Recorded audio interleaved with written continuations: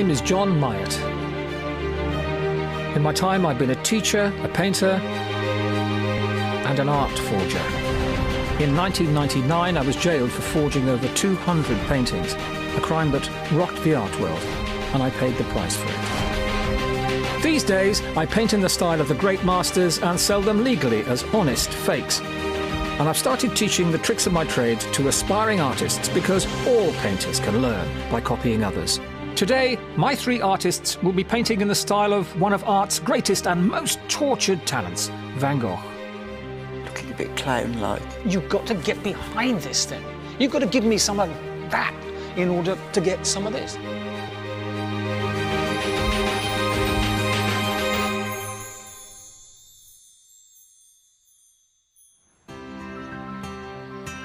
Today, I'm at Ingestre Hall, an art school just down the road from where I live in Staffordshire. Here I'll be teaching 3 students to paint a self-portrait in the style of one of history's most influential artists. When you hear the name Vincent Van Gogh, do you think mad genius? Well, if you do, you're not alone. Vincent van Gogh's life was beset by early failure, by personality difficulties, and an adult diagnosis of insanity. Yet, despite all this, he has become, in legend, one of the world's greatest ever artists. In 1880, aged 27, Van Gogh announced to the world that he would become a professional artist. Inspired by the Impressionists' use of colour, he was determined to take things just one step further. He experimented with even bolder colours and intense, broken brushstrokes. These techniques became the hallmarks of post-Impressionism. And Van Gogh became its undisputed master.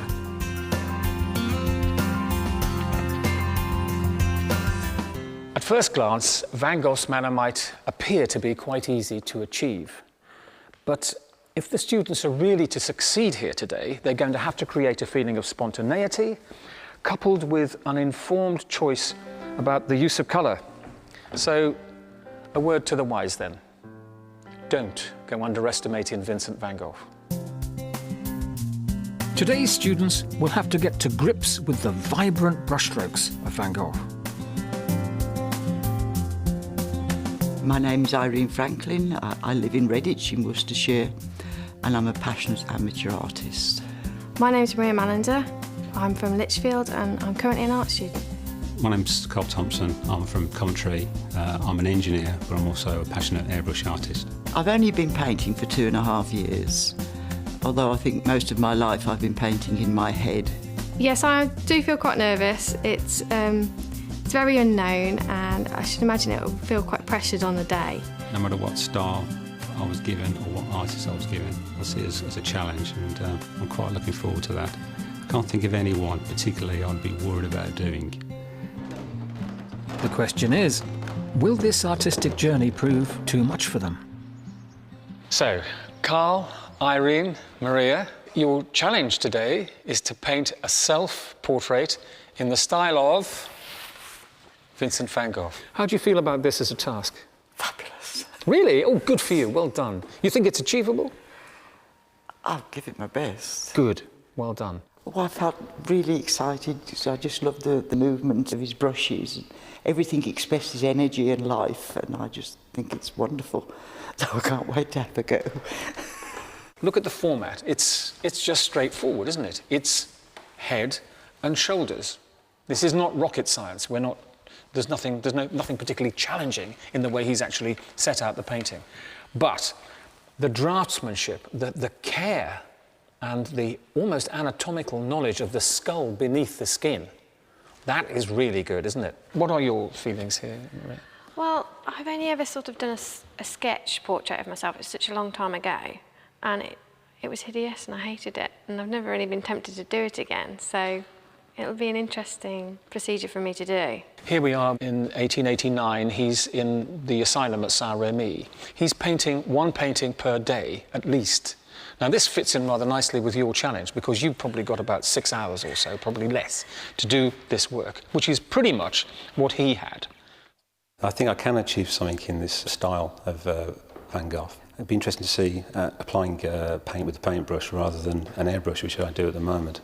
So your challenge today then is to try to get in touch with the intense inner you, and you've got just one day to do it. So off you go. Before my students can embark on today's challenge, they need something to paint. That's it, Maria. Let's get those mirrors out. Right, I'm going to put this here so it's right in your eye line so you can see it. Anytime you want to, just come up straight here and have a look at it. Adjust the mirror so the relationship to yourself, the mirror and the canvas is exactly the way you want it. As close as we can to that format, please. Either with your pencils or your brushes, I don't care which one. Let's just rough in the general oval shape of your face and neck and shoulders. Generally speaking, in the face, the eyes come halfway down between the top of the head and the tip of the chin. Keep that in mind if you can. Probably you can see it here. If we split this face in half, we could probably say this distance is that distance. So that nearly, actually just, I think within possibly looking slightly lower. So let's say that's halfway. That takes us to the tip of the beard there. I won't change. And that takes us to the top of the head, exactly from the pupil of the eye, halfway down. Carl's not hanging about. He's already got stuck in with the paintbrush. Well done, Carl. A brave move. Very good. Happy? I work from photographs. Okay. So it's and I've never sketched with a paint before, so I thought I'd try it, have a go. You know, it's nothing ventured, nothing gained, as they say. I think the ideal lesson to be learned from working from photographs is if you work from photographs in conjunction with working from life, you really get a great result. But if you work exclusively from photographs, sometimes just this hint of sterility just creeps in somehow. Yes. Just to sharpen the old hand, I think, it might be, you know, just sit down in front of a packet of cornflakes or something and just draw it. Yeah. But this is a great exercise for you. Yeah. I think you're doing well here.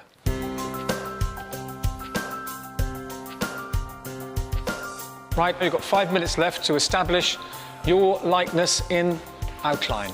I probably struggle with timing and having to walk away if I'm not happy with how the work is finished. My feeling looking at you is that your face is actually slightly taller than you. You've got a kind of... A perfection. I would give her a bit more on top, as it were.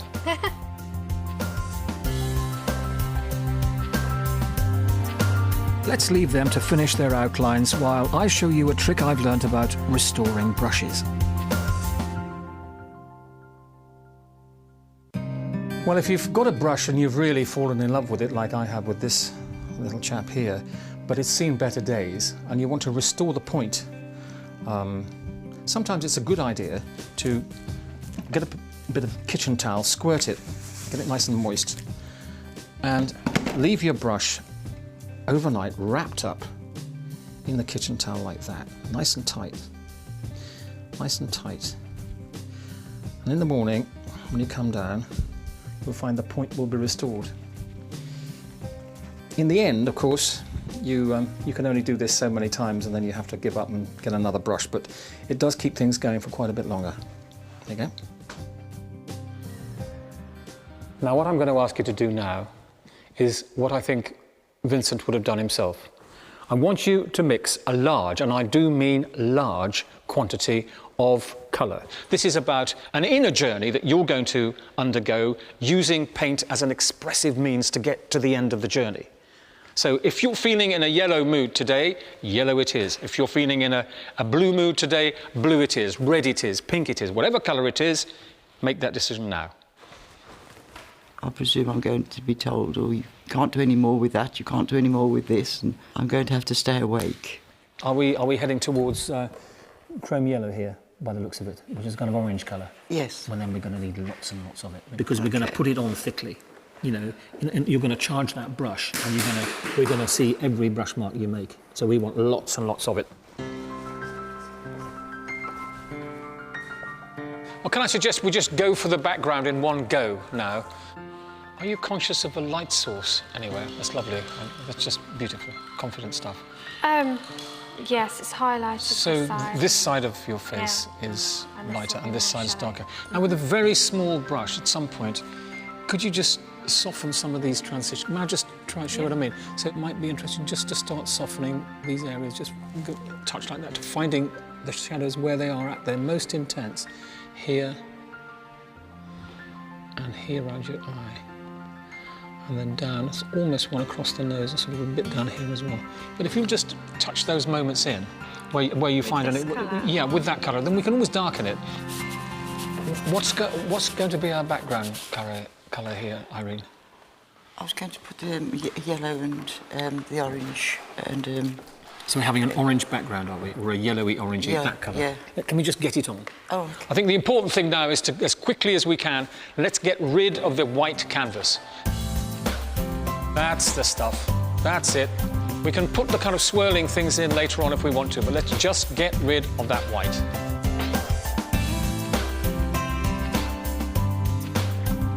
Despite being a genius, Van Gogh hardly enjoyed any recognition or success during his lifetime. Today, Van Gogh's paintings sell for millions of pounds, but back then he was more or less penniless and entirely dependent on his art dealer brother Theo for funds and indeed for rescuing him from one scrape after another. His family had turned their backs on him, really because he set up house with a Dutch prostitute and her 5-year-old son. His relationships with women were characteristically tortured. He either set about rescuing women from sin and squalor and misery, or he elevated them onto this great pedestal, fell in love with them, and suffered all the pangs of unrequited love. He drank and he smoked heavily, and by 1888 it was quite apparent that he was being tortured by mental illness. His brother Theo said it was like living with two different people, one gifted, pleasant, kind, thoughtful, the other vicious, selfish, horrible and unpleasant. I'm disappointed with the students' progress so far. I think it's time to gather the troops. Can you just have a quick look, everybody, please? Maria has indicated in a darker version of this background colour the shadows that she's seeing on her face. We haven't gone into too much detail here, but here we have a darker version of this colour there to actually articulate the shape. I want one more colour, your choice, but what it has to do is to cover the whole area, everything. We're getting rid of the white, whereas I would just sort of focus on the colour that I see there and then, and I'd mix it as I went along. This is totally different for me, really. I'm finding Carl especially frustrating. He's used to working from photos and can't seem to relax into painting from life. You've got your light source all worked out, have you? Yeah, the Yeah, light source okay. is from this side. Right, So and we'll just put it on and see how it goes. Go on, go on, go on. Show me what you're going to do. Come on. There we go. Let's have a go. Let's put a bit in there. Good, okay, that's the right colour. While you're doing this, Carl, remember that he actually used the brushstrokes directionally. Yeah. It's not too soon to think about this. I know we'll do that at the later stage as well, but he is using the brushstrokes directionally down here over the kind of eyebrows. Okay. So as you apply the colour, try and apply it sort of structurally to the face. All right. Okay, I'll leave you to it. Interesting. The more I get into the picture, I've got a feeling that I might get a bit more concerned with where I'm going. There's a halfway stage where it's not finished, and you've started it, and there's always this always tends to be a mental block, which a lot of artists have. My students are still not managing to find the passion that shaped Van Gogh's extraordinary paintings and destroyed most of his friendships. Van Gogh spent much of the last 2 years of his life in the south of France. He set up a studio there and invited his friend and fellow painter Paul Gauguin to come and share it with him. Before Gauguin's arrival, Van Gogh decorated Gauguin's room with large paintings of sunflowers, which today, of course, are world famous. The two drank and painted together, but argued constantly. And in the end, Van Gogh drew a knife on Gauguin, who just stormed out. Van Gogh fell apart with guilt, and he took a razor to his earlobe, cut it off, and the next day presented it to a local prostitute in the brothel with the words, "Keep this object as a treasure." The local citizens petitioned the mayor to have him removed from the streets, and he committed himself to the local lunatic asylum in Saint-Rémy, where he recovered somewhat. But after this, he was never fully to recover his mental equilibrium. Right, now, can I just have your attention for a minute here? You have to say that even without a beard, one of the most important parts of Vincent's painting is his hair. Because if you take his hair out, in fact, this is where all the dark moments are. So we've got a hint of green colour here, which we find sort of related down here, browns defining the edge here, and warm colours at the front, and darker tones the side. So can I ask you, please, ladies and gentlemen, will you please indicate hair now? I wanted to paint warm colours, but at the moment doing it in this style, they're looking a bit frighteningly warm, but I'll be able to moderate them as it goes on, looking a bit clown-like, but I haven't given up hope.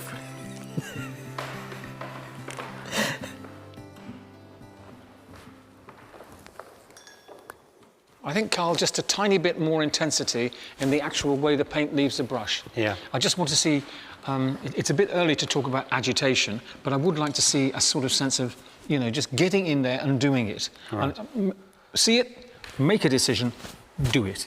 If we're trying to think like him, then we'll have to try and think of a kind of an emotional state, and we'll have to think of some urgency as that paint leaves that and goes on to that. Right. And I'm not quite seeing that yet. Okay. Oh dear. I think I may end up putting my foot through it, but I'll see how I go. Well, things are reaching quite a critical stage now. I do honestly think that we've got the potential there for 3 quite good paintings. If I could take the paintbrush out of their hands and actually do it for them, which is completely defeats the exercise, I would do. I've got to persuade them to do it, and it's that is frustrating me at this point. But I think in Maria's case, she's taken a giant step in the last 10 minutes. In Irene's case, I need to pull her back a bit.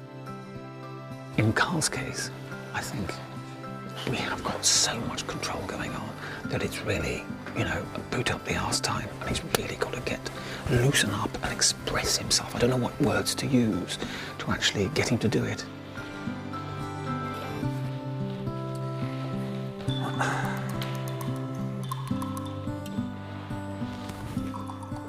Right, that's it. I've had enough.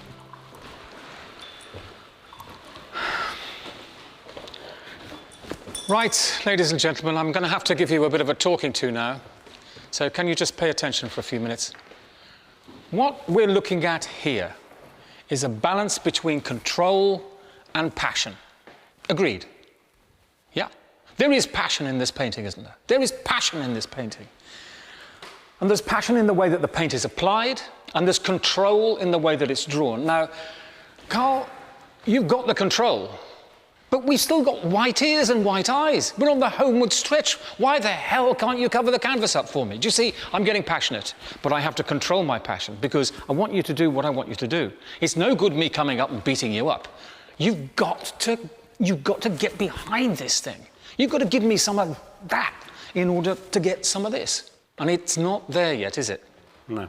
Doesn't it make you realise how good he was? Look at it. I mean, it's just brilliant. If he could actually, by the miracles of, you know, computer animation, get up, grow a body and some legs and stand behind your painting, Carl, what would he say? Oh dear. Get on with it, is what he'd say. Get on with it. Just please mix me some thick paint and put it on. Okay. Oh, obviously he's got some issues with the way I'm perhaps approaching this. I think I have. It's just extremely difficult for me to break out of how I paint. I'm very precise, and this is very unprecise for me, and it's proving extremely difficult. I thought it was going okay, but obviously not. Well, after that, I think I need to take a break.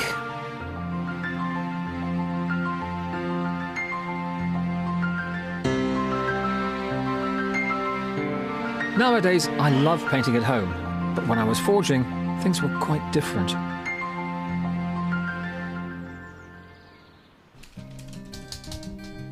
I suppose when I was painting criminally and delivering paintings down to London, I guess I was probably turning out about one painting a month over, maybe more, no, maybe 2 paintings a month over a period of about 6 or 7 years.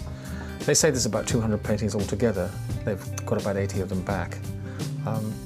You'd have thought it would have been a great moment, wouldn't you, when you see your own paintings go up in front of a major auction house and hear the auctioneer describe them as, you know, important works of art and so forth. But I just find it very depressing. I remember walking away and thinking, oh God, you know, it didn't do much for my sense of self-esteem, I must say.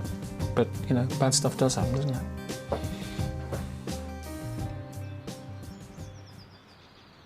Well, I've given the students my advice loud and clear. I'm just hoping they've taken it on board. It's after John's statements I decided to be a bit more bolder, try and inject a bit of passion. Well, Maria rather, it's changed a bit since last time. I think there's a unity coming. It's actually this that's helping to unify the whole surface for you. Yeah. And I think if you can just keep that in mind as you head down towards the finishing post, 10 minutes away, then Okay. we'll have a result. Jolly good. I always feel when I've started on a painting, I know what I'm going to do, and I start applying colour, and I'm thinking, you've lost. And then it starts to come back home again. Hopefully. Irene, Yes, John. how are we doing? I'd like another few hours on it. I think. Another few hours?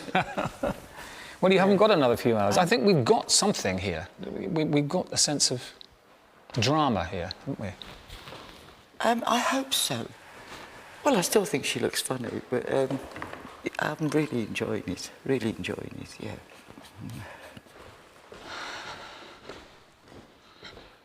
Well, Carl, did I give you a fright? I've had worse. You see, this is a lovely, lovely bit of work. You'll take it away and Mrs. Carl and yourself will treasure it forever. But if this is an exercise in getting into Vincent's area, I think you will understand something about him when all this is over. I think the students are finding this exercise really tough. For Van Gogh, his worsening health was also taking its toll. Few people realise that Van Gogh's output was confined to the last 10 years of his life, and of that 10 years, the masterpieces came from the last 4. Remarkable, really, when you think how ill he was becoming by then. Schizophrenia, syphilis, epilepsy, all these have been cited as possible reasons for his illness, but the truth is that no one really knows for sure. What is known is that on July the 27th, 1890, he went into a wheat field to paint, taking with him a revolver he'd borrowed from a friend, saying he wanted it to frighten away the birds. Standing against a tree, he shot himself in the chest. He died 2 days later with his brother Theo at his side, whispering the words, "The sadness will never end." In his own lifetime, he sold just one painting for 400 francs. Today, he's remembered as one of the most influential artists of his generation. Okay, everybody, time's up. Put those brushes down. It's time to have a look at what we've got.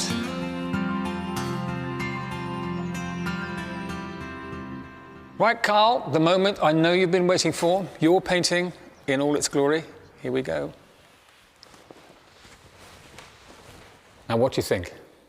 I'm pleased in the fact that I've been able to do a reasonably good sketch of myself, which is it's one of the first times I've ever tried to do that from life. I mean, if a portrait has a function, or a self-portrait has a function, it is actually to look something like the person who is looking into the mirror. That does that job. So you've got evidence of good draftsmanship, you've got evidence of good control, the composition is very sound. Does it look like a Van Gogh? No. It was just a question of that sense of just, you know, please, Carl, just get the engine going and let's just get going. It didn't happen quick enough for us. I think that's what I found. It's the fine line between being free and in control. And I was frightened to go out of control. I appreciate what he was saying, although why he picked me out as some special case, I don't know. Perhaps it was just a bad day for him. But I took his comments on board, and I thought I acted against those. Well, Maria. So, what do you think about the work you've done today? I feel a little frustrated. I would have liked at least another hour on it. I was just getting there. I was just getting into the passionate essence of it that you've been talking to us about today. It's got all the signs of a painting that is actually within sight of the finishing line, but just needs a little bit further to go. We've found, you know, the colours are resonating across the canvas surface. This energy at the back somehow or other does seem to focus the eye here on the face. This is a good likeness of you, I think. Perhaps looking a tiny bit more serious. Pensive is good. Anyway, what a result, and well done. I've surprised myself really, because I didn't think I'd want to do a self-portrait. It's a bit of a horrendous concept to start with, but I feel that it's gone well. So, Irene, the moment of truth, your painting in its frame. Here we go. What do you think? I don't think it's very Van Gogh. I don't think he would be in any way disappointed with this. This actually typifies one aspect of what he was all about. You never had a problem with putting the energy in. I think the problem was the other way around. It was just putting a bit more control in. Of the three students, you were the one who could possibly have been reined back a little bit. And you did. You had a lot of fun here. You've got an overall tonality. You've got the musical rhythm of the thing going on between this green, this yellow and this red. And there's just a few blue moments still remaining, which actually help as well. So I think, you know, there's a real understanding of what he was trying to achieve here. Sounds wonderful. And probably true as well. I always think this is a good way of understanding an artist and their methods is by copying them. You learn a huge amount by doing that. So I could probably have another go and, you know, I might flog you a Van Gogh one day. Well, Irene, thank you very much indeed. Thank you, and thank you all of you. Wonderful day's work. Super. Thank you very much. Today, my three students have been asked to use colour to express their inner selves. Personally, I think all three paintings are slightly wide of the mark. It's always the case with Van Gogh that there's this balance between passion, urgency and control. Passion and control. This is what I find when I paint in this style. Now, if any or all of the three students have come anywhere near this feeling, this balance, then for me personally, it has to be mission accomplished. In my mind, Irene got closest to the essence of Van Gogh, but whether she produced the best painting, well, that's a different matter. That's for you to decide.